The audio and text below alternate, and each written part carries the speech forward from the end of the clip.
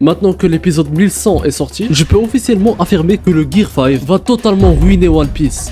J'explique. Faut savoir que la puissance de Luffy a toujours évolué à travers le temps, les combats et les pouvoirs qu'il acquiert. Voyez ça comme une courbe plus ou moins linéaire, plus l'anime avance, plus Luffy gagne en puissance. Logique. Cette évolution, on la voit dans tous les shonen, car elle procure aux téléspectateurs un sentiment de progression, tout en conservant la tension des combats. Oda a plus ou moins respecté cette règle jusqu'à l'introduction du Gear 5.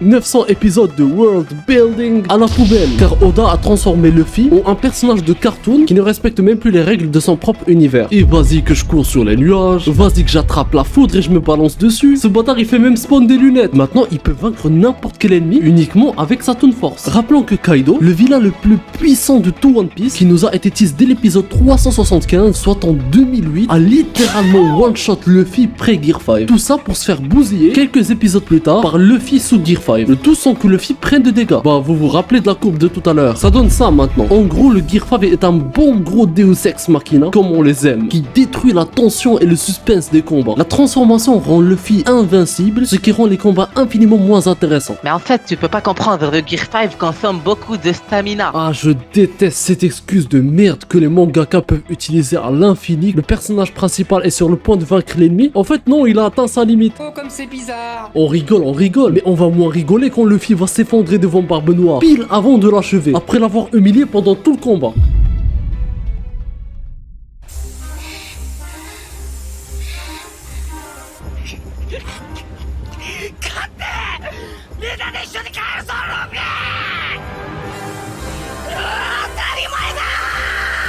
Vous vous rappelez sûrement de quand vous avez regardé cet épisode pour la première fois, les frissons que vous avez ressentis face à l'atmosphère et l'intensité du combat, avec une des scènes les plus mémorables de tout l'anime. Mais pour l'épisode 1100, si on enlève l'animation cartoon, personne ne se rappellera de ce combat, car il ne racontait rien. Il n'y avait pas d'enjeu, pas de tension. Et c'est en partie à cause du Gear 5.